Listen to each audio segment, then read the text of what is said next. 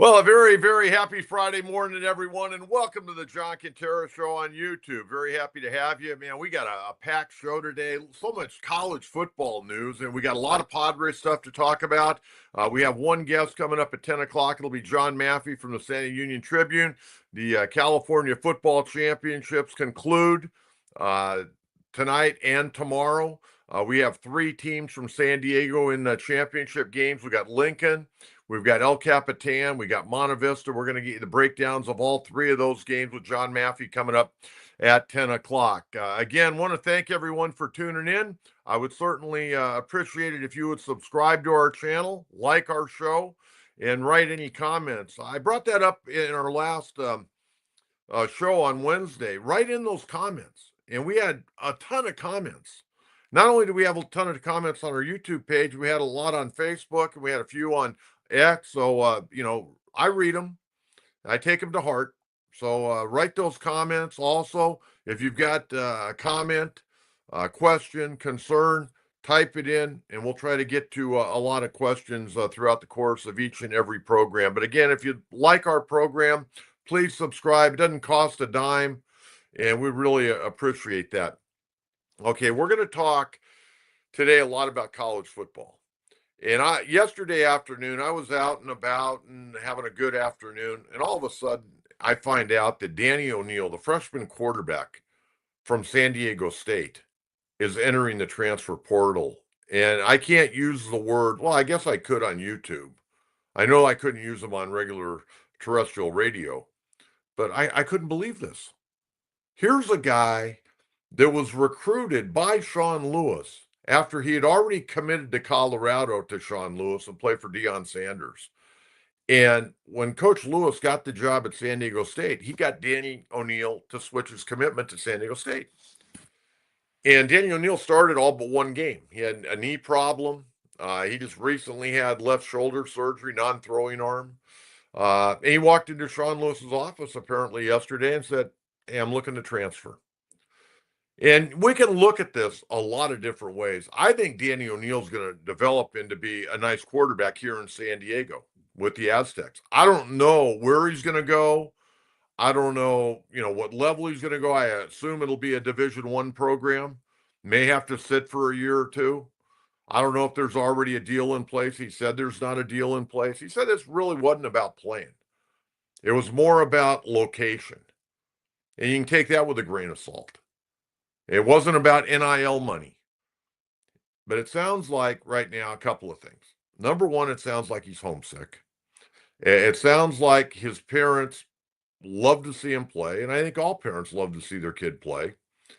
And they live in the Midwest, and it costs a lot of money to fly. And you take time off of work, you got to leave on a Thursday and travel all day. You're here Friday, boom, the game. You go to the airport on Sunday, you fly back. It's crazy.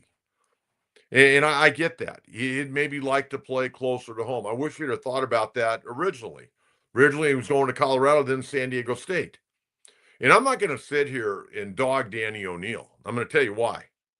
Number one, he's an 18-year-old, 19-year-old kid. That's number one.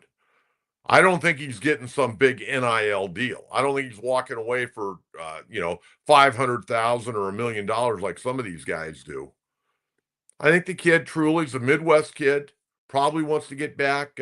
Maybe he's got a girlfriend. I don't know. There's plenty of girls walking around that San Diego State campus that you could probably get a date with. I mean, there's not a better place in Southern California at lunchtime. Go hang out by the library there at San Diego State. You can fall in love about 20 different times in 20 minutes. But he is going to go back and probably look for a spot in the Midwest, and I get that. Danny O'Neil played his ass off for the Aztecs. It wasn't like this kid was awful. He was a freshman, a true freshman trying to learn on the run, a new offense, a lot of new players, playing for Sean Lewis for the first time. You can know a guy off the field getting recruited. It's one thing, and then playing for him on the field. I mean, a tremendous learning for everybody. That's why the Aztecs ended up 3-9. But now their backup quarterback already transferred out. They got two quarterbacks in camp. They signed one quarterback during the early signing period a week ago, but they have no proven Division I quarterbacks. I mean, they got to figure out a deal here. They're gonna have to come up with some NIL money. You got to get a proven quarterback in here. If not, you're swimming upstream, folks. And again, I hope Danny O'Neil goes on and has a hell of a career. I'm going to tell you why. I don't know the kid. I've seen him in press conferences. I think he conducts himself very well. I think he's a really tough kid. And I think he's going to be a good quarterback. But it's a devastating blow. You give him all but one start his true freshman year, and you're going, man, this guy's getting better. He can run, he can throw. He's a good leader out there on the field. Seems like the offensive linemen like him. And you got to have a quarterback the offensive line likes. If not, man, they're going to have a lot of lookout blocks, especially if teams aren't going well. Guys are, not going to probably make a high percentage of good blocks when you need them. But hey, I wish them well. The Aztecs, man, I'll tell you what, football right now at San Diego State, and I hate to say this, but is in dire straits. They got a bunch of guys in the portal. Great to see some of the guys that entered the portal, naming Jordan Napier, not entered the portal. I was worried we were going to lose him. That was one of the guys I mentioned a couple of weeks ago. I heard there were some big name guys from San Diego State going to hop in that portal. Napier was one of them, and initially it sounded like he was going to. And then, maybe somebody said, hey, we can get you a little NIL money and, stay here. And it's great. I mean, Napier's a damn good player. But the Aztecs got to figure out what they're going to do at quarterback. So, that's a tough one. That's a real tough one. Okay, tomorrow. And tomorrow's going to be a sad day for me. I'm going to tell you why. Because each of the last 3 years, I was given the opportunity to go to the Army-Navy game.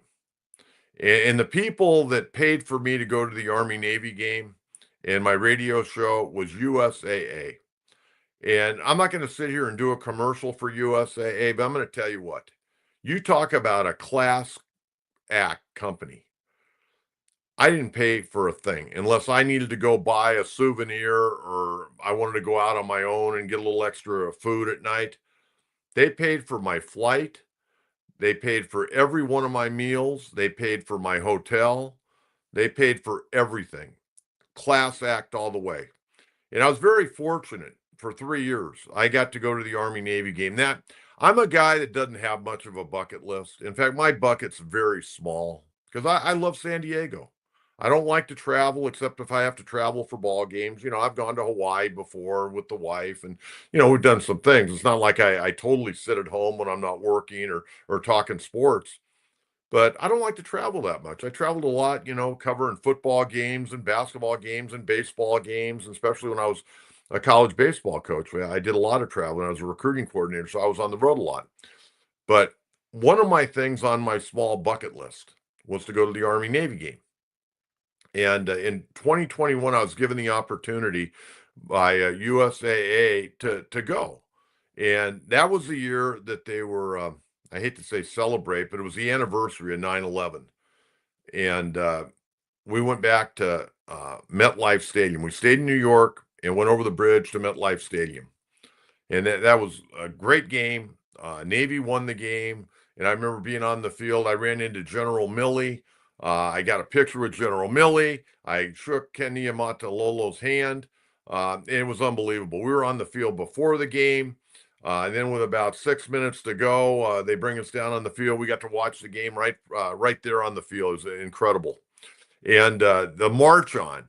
And for people that are in the military, Army, Navy, that have gone to these games, they have the march on several hours prior to. I'm standing on the sidelines at MetLife Stadium. I got tears rolling down my eyes. It was amazing. I always wanted to go to the Army-Navy game. And 2021 was amazing. 2022, it was Lincoln Financial in Philadelphia. I can't even begin to tell you how overcome with emotion I've been at all three of those games. And then last year, we went to Bill Belichick's old home. We went to Gillette Stadium down in Foxborough. We stayed in Boston and took the bus down. Man, one way in and one way out. It took forever. But I got to go to 3 Army-Navy games. And I did shows the day before. In fact, last year I did 2 shows. I did one Thursday and then Friday, and they bring all the celebrities over. And, most of you that listen to my radio show heard those shows. They were fantastic. I got to interview Pete Dawkins, the 1958 Heisman Trophy winner. That was the year I was born. And Pete Dawkins, man, what a great man. But got my helmet from the Army-Navy game, a lot of souvenirs. And, I don't mind not being on radio. There's only really 2 reasons why I don't really mind not being on radio, to be honest with you. Number one is my connection with you fans each and every day. And really one of the greatest things I've ever had in my life is being treated to go to the Army-Navy game. And I'm probably going to be a little disappointed on kickoff tomorrow because I'd like to have been in Landover, Maryland. But, it just didn't happen. But I still stay in contact with the folks from USAA. They're great people. And, I look at this helmet all the time. This is unbelievable. And both teams are really good this year. I mean, Army right now, they're in the top 25. They're going to a bowl game. They're 11-1. Their only loss this year was to Notre Dame. And they got beat up by Notre Dame pretty good. It's going to be the 125th meeting. The winner takes home the Commander-in-Chief trophy. And Navy got off to a great start, and they ran into a couple of tough opponents. They ended up 8-3, but they're both going to bowl games. Army playing in the Independence Bowl December 28th against Marshall. Navy playing in the Armed Forces Bowl December 27th against Oklahoma. Going to be a great game tomorrow. I think Army, they're about a 6.5 point favorite. They've won each of the last 2. They got a 2-game winning streak on the midshipment. But tomorrow's the only Division I game. I know you got Division II and Division III and NAIA playoffs going on, but tomorrow, and it's the way it should be, the only Division I football game in America, tomorrow, 12 o'clock, will be Army versus Navy. And I get goosebumps because I've been there. I've been on the field. I was there with the overtime game, and everybody went crazy when Army scored to win the game in overtime a couple of years ago. So now both these teams are damn good. They're not coming in with 6-5 records. I mean, Army went undefeated in the AAC, and they blasted Tulane a week ago in the championship game of the AAC. I mean, these are legit football programs. So I'm pretty excited about that. Also, tomorrow night, we got the Heisman Trophy. 4 guys up for the Heisman Trophy. I talked a little bit about it the other day, but you got the cornerback wide receiver, Travis Hunter from Colorado. I think he's got to be the odds-on guy. Then you got Ashton Jeanty, the running back from Boise State, who set all kinds of rushing records. I mean, he's a stud. He's a real stud. Then you got the quarterback, Dylan Gabriel at Oregon.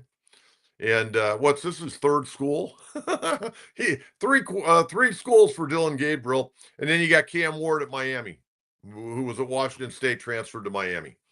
So you got those 4.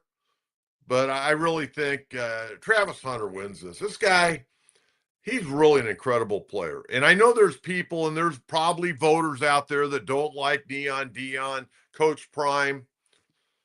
And there's some things I don't like about him. There are a lot of things I do like about him, but there are some things I don't like about him.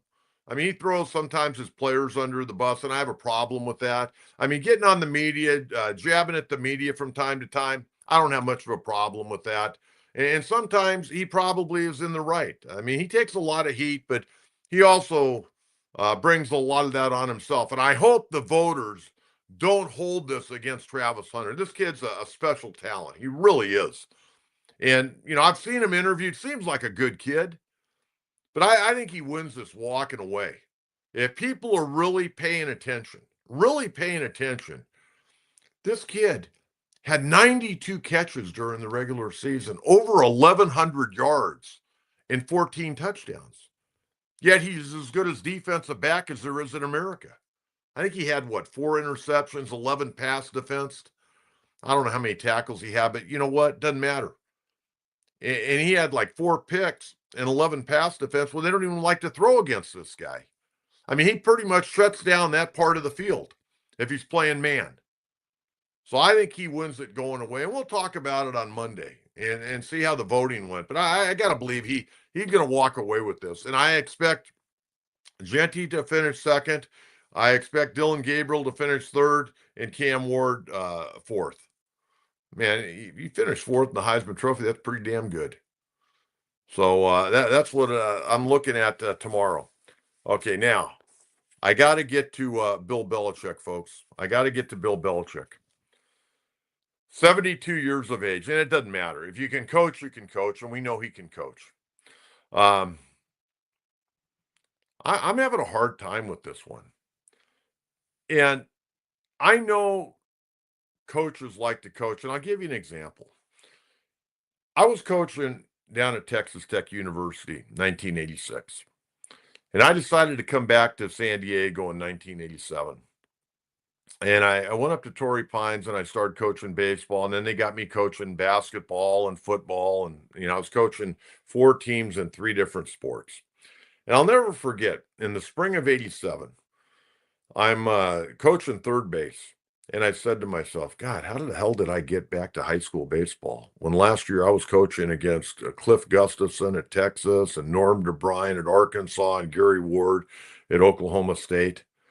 And I said to myself, you know what? It's the same game. It's the same game. It just, slows down a little bit at the high school level compared to the, high level of Division One. Coaching's coaching.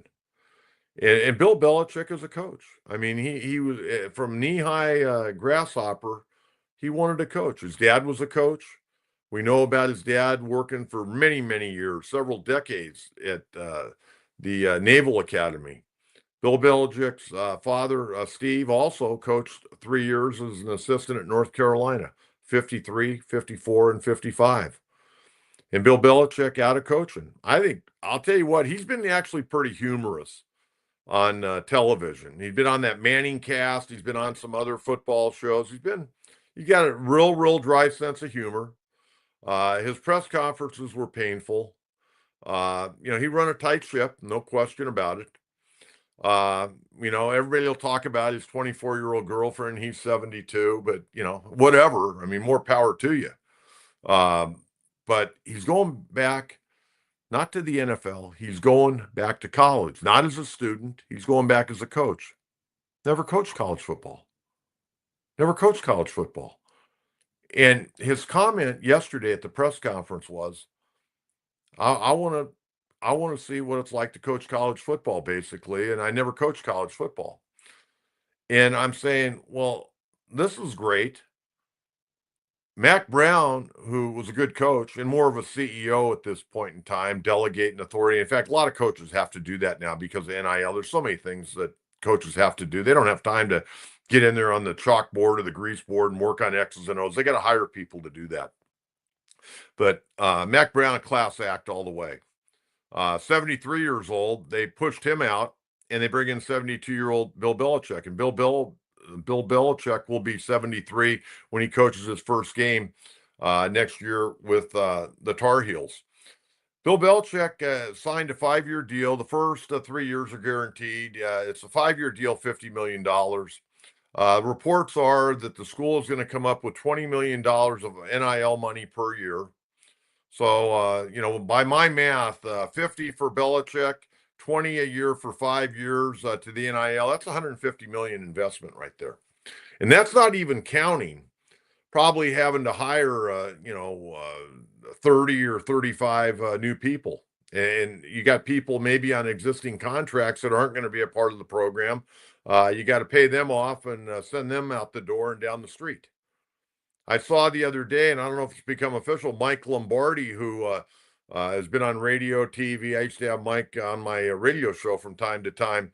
He apparently is going to leave media and become Bill Belichick's general manager there at North Carolina. And there's so many things to unpack on this. I mean, Bill Belichick and Nick Saban are best friends.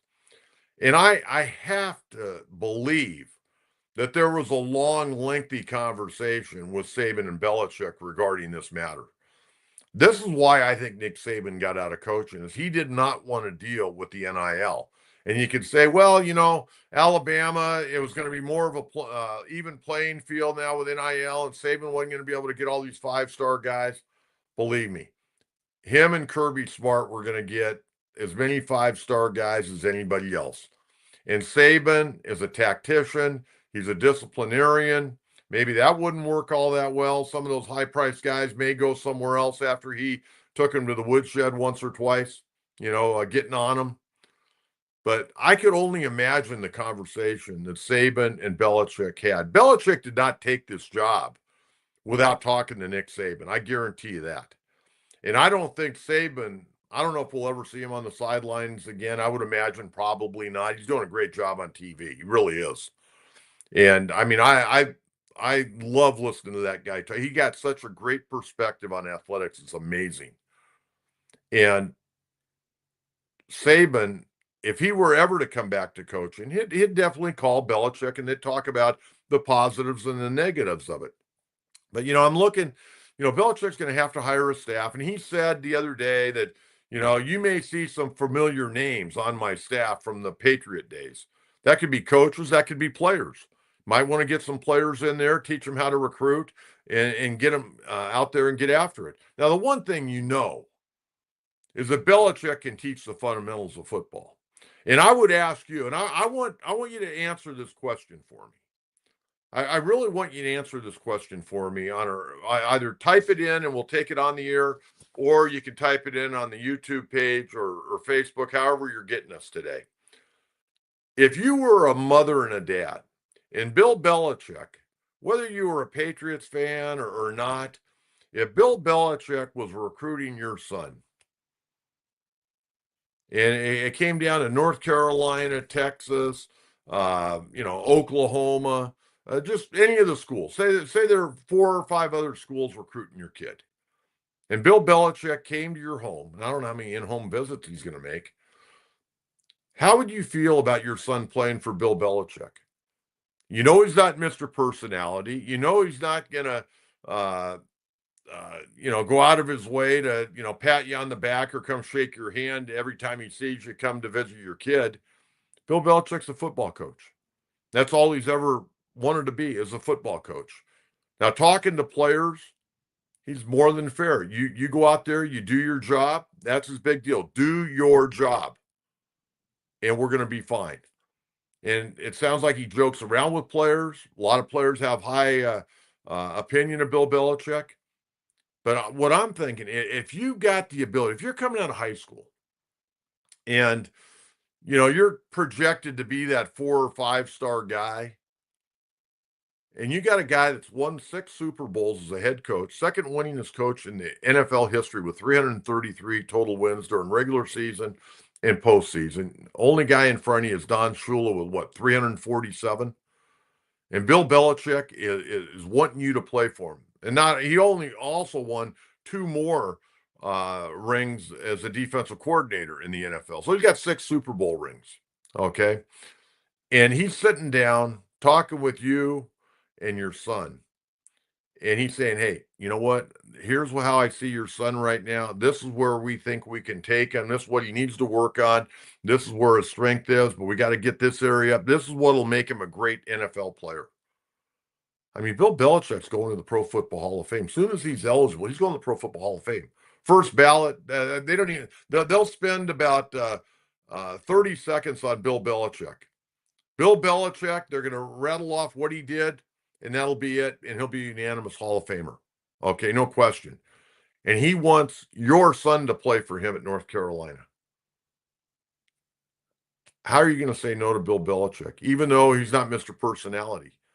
You want your kid to get taught the right way. It's going to give him the best opportunity to maybe be drafted in the first or second round of the NFL draft, or at least get an opportunity to play in the National Football League. Will Bill Belichick prepare his guys better than a lot of these other schools around the country? I would imagine so. And I would imagine the guys he's bringing in are going to be awful good coaches. He's not bringing guys in just to bring them in. And a lot of people are thinking he's pretty much greasing the skids for his son, Steve Belichick, who worked with him in New England last year, defensive coordinator at University of Washington. He very well may be. But so what? Get that North Carolina program to be known more than just as a basketball school. So we'll see what happens on this. This is going to be very interesting. I was just shocked. I thought, you know what? They're going to interview Belichick. They're going to get a little play out of it in the media, and they'll go hire, somebody else. But no, they hired Bill Belichick, 5-year deal, $10 million a year, first 3 guaranteed, and apparently they're going to throw $20 million a year into NIL, $150 million investment. That's not counting assistant coaches, support staff, uniforms, travel, everything else. Amazing. How much money does North Carolina have? But you know what? People down there, they got to be so excited about Belichick. Belichick, man, he's an interesting cat. Him and Saban, to me, are just really interesting guys. And when I listen to them talk, man, I take a notepad out a lot of times and I write things down. I want to learn from those guys. And there's a lot to learn. I don't care if you're a baseball coach, basketball, wrestling, you can always learn and get better. There's no question about that. Okay, we got John Maffei coming up here before long, but I want to talk a little bit about the Padres. I was out and about yesterday quite a bit, and I'm getting just hammered. What are your Padres doing? They're my Padres now. Okay, what are your Padres doing? Well, I think the Padres are doing what they need to do, and that's to put a competitive product on the field. Yeah, they're going to go backwards in payroll. And the one thing that really gripes me, Dick Monfort, the owner of Colorado, remember how he kind of took shots at the Padres a couple of years ago about spending all that money? Well, I guess at the end of the day, Dick Monfort was kind of right. We couldn't sustain it very long. And that's where the Padres are at right now. Dylan Cease, Luis Arrives, Michael King. I think King's safe. I think they're going to keep King. Arrives, on the other hand, I don't know. There's talk the Yankees may want him to be their leadoff hitter. Dylan Cease, Boston maybe. I don't think Dylan Cease will be with us when the boys show up in Peoria. I don't think he'll be with the Padres this year. I think they're going to probably move him. The other weird thing that I read, I think the Padres could probably trade anybody, but there's one guy they couldn't trade without the fans having a major revolt, in my opinion. I mean, I think you could trade Manny Machado and the fans would grumble a little bit for a few days or a few weeks, or if Manny came back and hit 3 homers in a weekend series against the Padres. Obviously, you could trade Bogaerts. There's talk maybe they'd try to get Trevor Story from Boston for Bogaerts and they'd work the money deal out. I don't think that's going to happen. You never know. They'd still be loved back in Boston. But the one guy the Padres could not trade because the fans would totally revolt, and I would revolt too. And I know he hasn't played a full season, but Fernando. Fernando's contract is very affordable. And with some of these ludicrous contracts that are being given out now, his contract's even more affordable. So it's going to be interesting, but I think Cease is gone. I think Arise will probably be here. The problem with Arise in the Yankees is he would probably have to play second base, and we know he's not a great defender. He's pretty much a first baseman, designated hitter. I mean, he could fill in at second base, short term, but I don't think he's your everyday second baseman defensively, from what I've seen. I think he projects better at first and better as a DH. But again, as a DH, you want a big bopper, and they got Stanton with the Yankees. So, Padres, they're going to go back in payroll. I know their payroll now is right around 210, 211. They're going to have to go back. And you got to have confidence in AJ Preller that he can make a deal work. So we'll talk more about that. And again, we'll take your comments after our guest. Okay, our guest is going to be going up and down. He's going to be one of those guys that goes from San Diego to Orange County back and forth, as Chick Hearn would say, like a windshield wiper. And that's John Maffei from the San Diego Union-Tribune. And Mr. Maffei, good morning.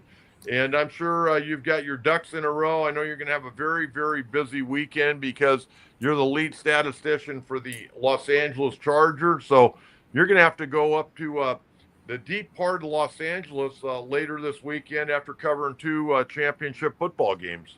I will have the northbound I-5 lanes down pat by the end of the week. All right, let's talk. We got 3 teams still alive. And tonight we got 2 games. We got in Division 1 AA at Saddleback College, 8 o'clock. We've got Pittsburgh, who comes in 13th ranked in the state by what I've got. They're 12-2. They upset Folsom last week, 28-27, in a real haymaker up there. They're going against 11-2 Lincoln Hornets, 10th in the state. And Lincoln got by last week by the skin of their teeth. Yes, and Folsom is a storied program. So to beat Folsom, Pittsburgh beating Folsom is a big deal. And but Pittsburgh had to stop a 2-point conversion with 2 minutes to go, and then Folsom forced a 3 and out, and had all 3 of its timeouts. So they still had like 1:30 to go, and Pittsburgh held again. So that was that was a really good game. So I think Lincoln's got its work cut out, but this is of all the 6 games we played last weekend and the 3 games we're going to play this weekend, Lincoln is the only favorite of those 9 games. So I hope the Hornets can go up there and get it done. They were there. They played at Saddleback College before, so they played big games all year. So I think they can get it done. John, last Friday night, the Lincoln Hornets played Newbury Park. Newbury Park was undefeated. They hadn't lost a game all year. There were a lot of hijinks prior to the game. There were unsportsmanlike calls before the coin toss. I would imagine tonight both teams are going to be talked to. Their coaches are going to be talked to by the state of California about, we don't want any of these things to precipitate tonight. Tonight's game will be on TV. So, yes, I would think Steve Coover, who is the head of officials in San Diego, is also the head of the officials for the state of California. Steve Coover will be there. I cannot see any problems with that game tonight with Steve Coover in charge. He is not going to be on the field as the official, but he will be in charge, and I would think that both teams will get talked to. Stay on your side of the field, play clean, play a good clean game, and let's not have anybody call for unsportsmanlike or ejected. Let's play football. Yeah, I've never heard of 3 unsportsmanlike calls prior to the coin toss. Yeah, I mean it's just crazy. Why? And it's not Lincoln. It's not just Lincoln. It's today's society where respect your opponent. They're there too. They're good. You're playing them. They're good too. And it's not like Lincoln went out and scored 90 points last week. They were in a dogfight, and they will be again on tonight. So, yeah, they're very fortunate your opponent and play hard. They're very fortunate to win that game last week, to be honest with you. Yes, and good teams do kind of make their own luck. So and Lincoln is a good team, and I think all of San Diego's they're San Diego pride. Let's bring home a state championship. I won 3 state championships. I'm going to get greedy. Let's get them all. We had 4 a couple of years ago, so we went 4 for 4. Let's go 3 for 3. All right, the other game tonight, and that's also going to be an 8:00 start up in Fullerton at Fullerton Union High School District Stadium, Division 5A. You got Carmel, a perfect 14-0. They've won 24 of their last 25 games, going against El Capitan, 11-3. And the Vaqueros come into this game tonight. They've won 10 straight, so something has to give in this one. Yes, and this should be a good one, I think. Carmel also had to stop a 2-point conversion to win that game, 42-41, and they stopped a 2-point conversion on the last play of the game to win that one. So El Capitan had a little bit easier time with Victorville Silverado, and they are playing really well right now. El Cap is Brant Barker, the quarterback, is playing really well. Their running back Jorel Lemon he was hurt, didn't play in the championship game, in our championship game. He played a couple of downs last week, tried to get on the field. The coaches said that Ron Berner said, he's gonna give it a go, and he couldn't go. Now he's had another week to get healthy, and he's not a great back, but he's a good back. He's a good, serviceable high school back, 790-yard kind of back. And if he's healthy, then they don't have to gerrymander and move their receivers back into the backfield. So if he's ready to go, I think El Cap has a really good chance. Okay, so for tonight, just for the fans out there, tonight at Saddleback, 8 o'clock, Division I AA, Pittsburgh going against Lincoln. Also tonight at Fullerton Union High School District Stadium at 8 o'clock, Division 5A, you got Carmel taking on El Capitan. And then tomorrow afternoon, John, 3 o'clock, up in Fullerton and again at the Union High School District Stadium, you got Division 6A, Tulamini of Somerville, who won their first San Joaquin championship this year, taking on 10-5 Monte Vista. And I have to tell you, this running back from Monte Vista, and I want you to talk about him because I know you've interviewed him. I know you've talked to him a few times. I know you've seen him play in person a few times. Alexander Villanueva, 3,151 yards rushing. But I got to tell you this, and I know, I watch the PPR and I watch all these high school highlights, and you're out at games. I've been to games. This 97-yard interception return this guy had last week, I don't know if I've seen a better play in San Diego all year long. He ran about 200 yards. Oh, at least. He crisscrossed the field. He intercepted the ball kind of in the middle of the field, and he probably broke 6 tackles on the way down the field. Crisscrossed the field twice, and was completely out of gas. But he was looking for, I think he was looking to get tackled when he got down to about the 20, and there was nobody left. And so he said, okay, I may as well just score. But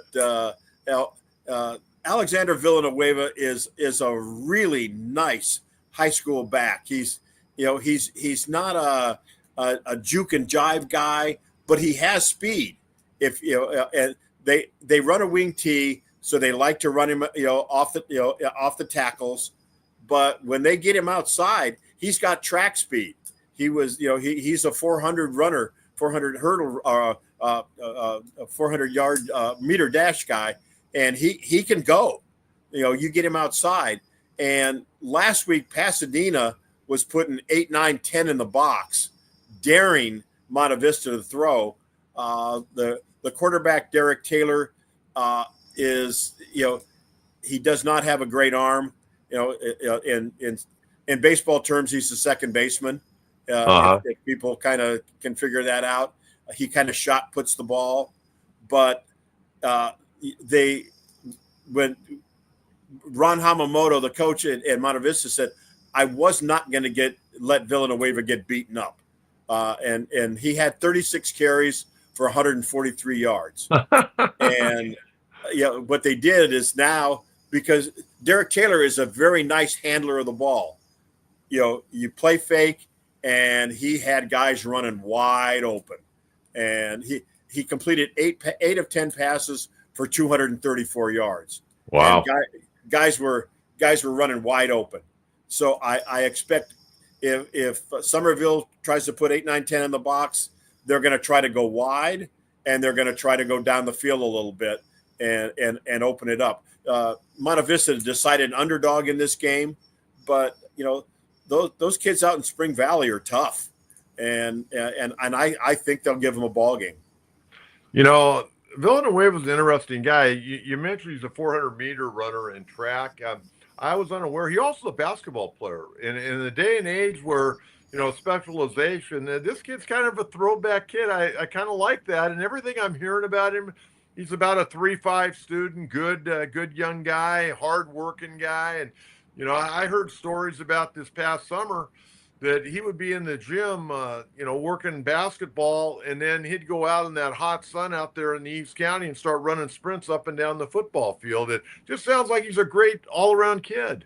And I got a chance to sit down with Alexander and their receiver Rashawn Florence and John Pierre, their offensive lineman. 3 very nice young men. John Pierre kind of quiet. Rashawn is a junior, so in the 3-person interview, he kind of took a back seat, and Alexander, was the lead on the interview, and a very nice, well-spoken young man, handsome kid, and I wouldn't be surprised if he's going to be prom king, but he just a very nice young man, good grades. I think he'll probably get some looks on this recruiting looks in this second wave, and I know he's starting to open some eyes, and because Monte Vista is not a destination for recruiters, but I think now they've taken notice. That's great, and certainly wish all of our 3 San Diego teams alive. I'll be tuning into that one ball game tonight. It'll be the Lincoln game. I'm looking forward to watching them play tonight. John, before I let you go, a couple of things. You and I have kind of gone back and forth, and you certainly have your opinion. I've got mine. I'm sure the other voters have theirs. But, give me 2 or 3 guys maybe that you think could be the CIF Players of the Year this year, the overall CIF Player of the Year. Boy, that's a good question. And I to me, there isn't one player that jumps out. I think Achilles Smith Jr. at Lincoln is definitely a candidate. I think Alexander Villanueva has to be on the board, and you can say what you want that they certainly don't play Lincoln's schedule, but he would start for just about any team in the county. Max Turner, running back at Granite Hills, had a great year and got it done against just about everybody.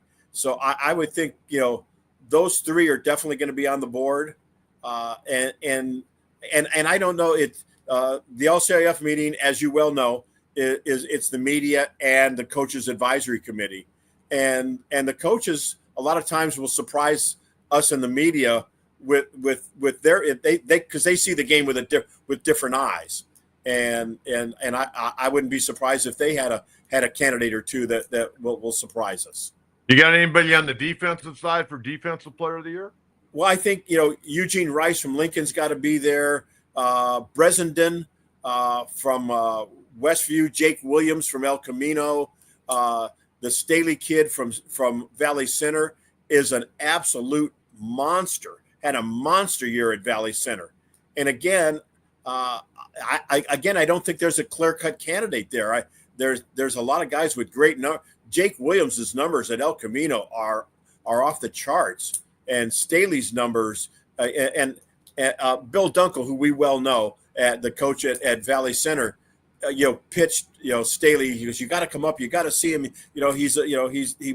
I went up and saw him, and he was everything that Bill Dunkel pitched to me. It's nice when a coach pitches a candidate and the kids actually gets it done. But so I think those are the guys that'll probably be discussed. John, last thing I got for you today, and we'll talk more about it next Friday. The All-Star Game is a week from tomorrow at Mira Mesa High School, 12 o'clock. Any updates from a week ago? I know, last week we were talking about, the teams were in place for the most part, but a little maybe uneven because other teams were still playing in the playoffs. What do you know this week? Still set. Still set for next Saturday at noon at Mira Mesa. Rosters. I don't have rosters yet, and I wish the coaches would get me rosters. But from what I understand, Max Turner has committed to play for the South. And wow. That's a great get for the South. I like watching that guy play. I think he's a legit guy. Where's he going? Utah Tech? He's going to Utah Tech, and I think that's a great place for him. It's the old. If people don't know Utah Tech, it's the former Dixie State in Utah. Gosh, I'm losing track of the town, but an hour north of Las Vegas. And I think that's a great spot for him. Colton Thomas, big tight end, defensive end from Carlsbad, has committed to play for the North. Those are 2 big name guys, and I think Kellen Cobbs is going to coach. The Granite Hills coach is going to coach the South. so that there'll be several Granite Hills players on that team, and the Westview staff is taking the North staff, and I would think that Jake Williams from El Camino is going to be on that team. So I think the rosters are starting to come together. I think it's going to be a really good game, and I would encourage people next Saturday, if you can get out there.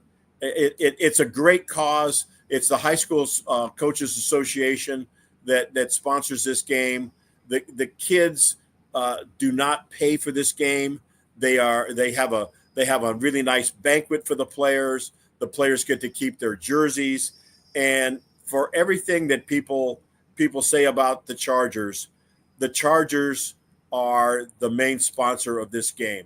They pay for the jerseys. The kids wear Charger pants, and it's the Alex Spanos All-Star Game. So whatever you might think of Dean Spanos for moving our team out of our town, it's the Alex Spanos game.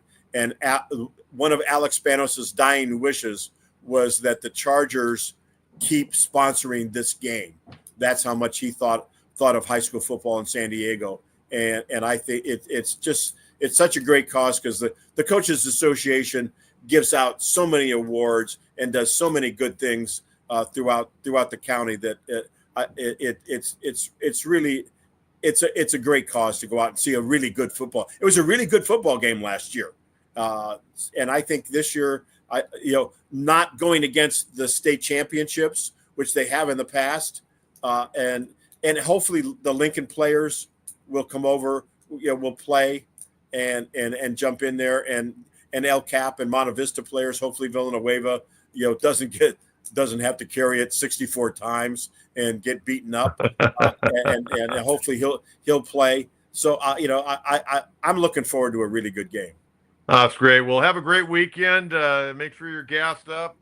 Tires got the right inflation, and good luck.